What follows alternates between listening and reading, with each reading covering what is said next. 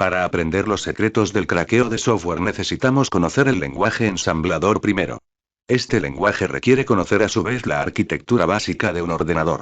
En concreto la arquitectura de los primeros ordenadores que se llama 8086.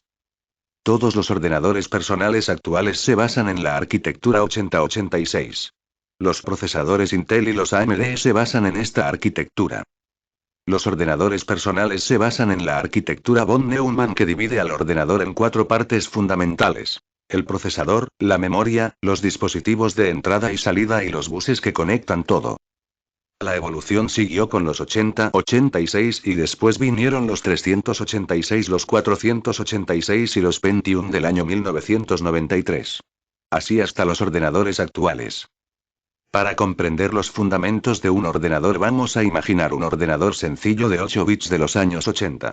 Este ordenador tan solo tiene un procesador y una memoria. El procesador lee el programa que hay en memoria y lo ejecuta.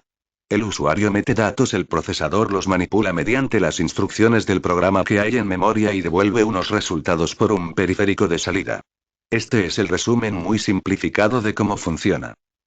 Cómo se comunica el procesador con la memoria es gracias a que tiene unas patillas metálicas soldadas a la placa del circuito que se conectan con las patillas de la memoria mediante líneas eléctricas que pueden estar a 0 o a 5 voltios. Estas líneas se denominan buses. El voltaje representa a los ceros y unos lógicos. La patilla metálica del procesador denominada memory request activa a la patilla chipenable de la memoria y comienza a interactuar el procesador con la memoria. La memoria almacena números. Tiene unos espacios donde guarda 8 bits. Estos se denominan bytes o también palabra. Cada palabra de la memoria está asociada a una dirección numérica. Un chip de memoria puede soportar 2 operaciones: lectura y escritura. Cuando el procesador lee una palabra de memoria la almacena en un registro interno. Estos registros son almacenes de datos temporales. Es decir, lo que lee de memoria pasa a un registro dentro del procesador. En el procesador hay registros de varios tipos. Los hay de propósito general y de propósito específico. Un registro de propósito general suele guardar datos de memoria o resultados de cálculos. Cuando se programa en ensamblador se usan registros como operandos de algunos de los comandos. Sin meternos mucho en detalles sobre los registros, solo queda decir que suelen tener en los ordenadores de arquitectura 8086 un tamaño de 16 bits. Cuando se dice que un procesador tiene un ancho de palabra de 16 bits se está indicando el tamaño de sus registros y el del bus de datos.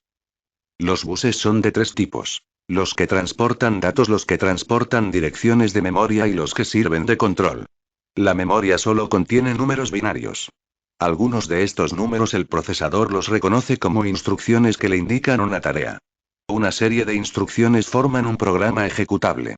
Los ficheros .exe y .com son ejemplos de estos. Aunque el procesador entiende el lenguaje binario, para un humano es difícil programar en este lenguaje máquina. Por tanto se tradujo a un lenguaje más fácil de entender, que es el ensamblador. El ensamblador sustituye las instrucciones binarias en nombres fáciles de recordar para el programador. El micro está siempre ejecutando un programa detrás de otro en un proceso cíclico repetitivo.